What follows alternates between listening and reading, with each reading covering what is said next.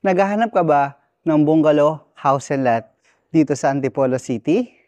If yes, itong bagong bungalow house and lot na to ang ipipicture ko po ngayon. Ang lot area nito is 150 square meter at 3 bedrooms to at meron kang 2-car carport. Ito yung 4 folded gate mo heading to your 4 or 2-car carport at ito naman po yung inyong pedestrian gate. Dito tayo dumaan sa inyong 4 folded gate. At mula dyan sa 4 folded gate, ito po yung inyong huge 2-car carport at naka-covered parking yan. High ceiling po ito. At yung sa taas nito, yan po ay deck. Mamaya titingnan natin. Kung mapapansin nyo, may easement sa dito sa side na to.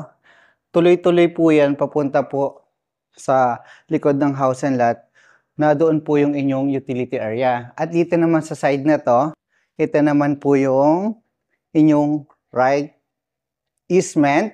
Naka-tiles po ito at itong side na to, hindi po naka-tiles para pwede kang magtanim dito or pwede mong mini landscape itong side na to. At meron ka dito mga ilaw para mas maliwanag itong house and lot mo. Pag tinuloy-tuloy nyo po ito, papunta dun sa likod, yan po yung diretso ninyo isa, service area. At ito naman side na to, ito yung huge door, papasok po sa loob ng house and lot. Pero bago tayo pumasok dyan, ikutin po muna natin ito.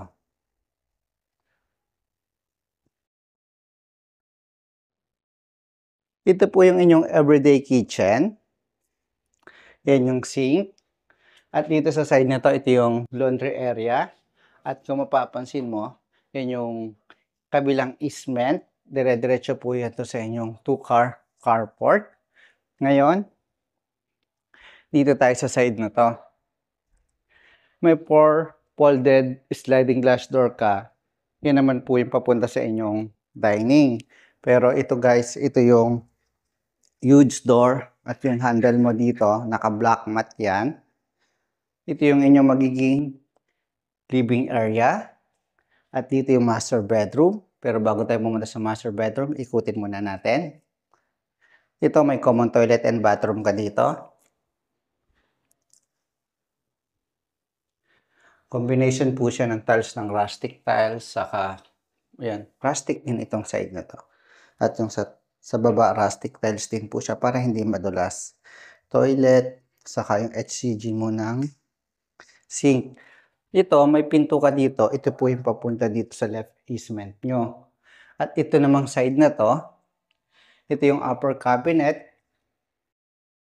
Ito yung sa sink mo. At ito yung countertop. At dito, ito yung mga drawer mo at cabinet dito sa area na to. Yan. Next natin guys, ito yung magiging inyong dining area dito sa bungalow type. Yan, pwede kang mas maganda siguro dito round table, no? Para at least maging 6 or kaya naman ng 8. Basta round siya. Tapos bukod dyan, ito yung 4 folded ng sliding glass mo. Pupunta dito sa right easement. Ngayon, nakita na natin yung exterior. At ito guys, yung interior natin, ito living area, dining at kitchen. Yung mga bedrooms naman natin. 3 bedrooms po itong bungalow. Ito yung first bedroom natin.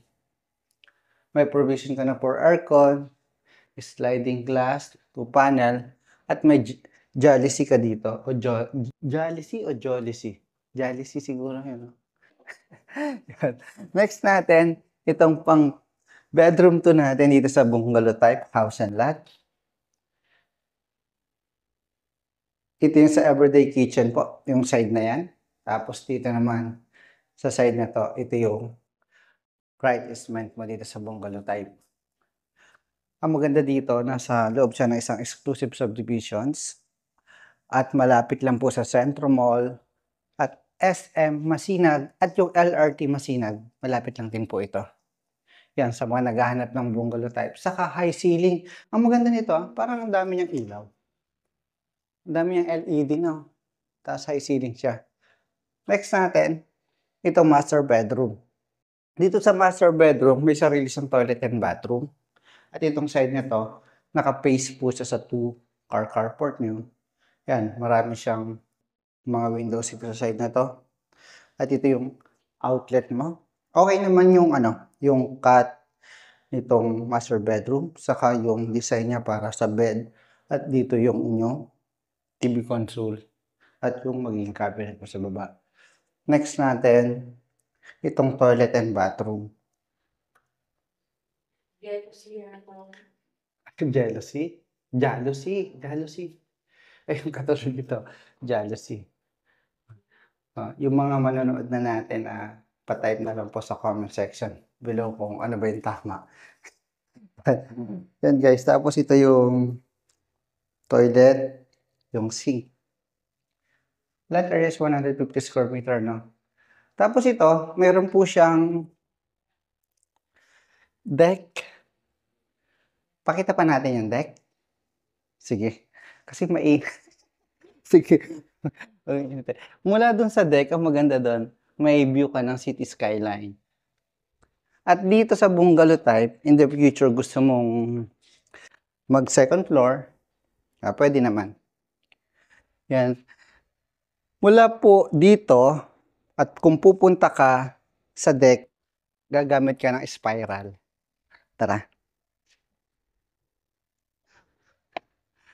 Yan. Dito na po tayo sa deck. Itong ilalim nitong deck, ito po yung parking area. At mula dito, yan, may view ka dito ng city skyline. Yan, makikita mo yung city skyline, no? Tapos yan, mapuno pa dito. Saka malamig. Ang ganda ng space niya dito, no? Saka dito may provision po siya for toilet. Kapag maglalagay ka ng toilet dito or ng sink, para kung may mga friends ka na invite dito, relatives, or gusto mo rin gawing parang mini office tong area na to. Maganda. Tapos lagyan mo lang siya ng bubong. Yan po, sana nagustuhan itong bagong pinicture ko na bungalow house and lot dito po sa Antipolo City. And please don't forget to like, subscribe, and hit the bell button for notification para lang po kayong updated sa mga bago kong pinipicture. Thank you and God bless. Kita po tayo sa susunod kong video.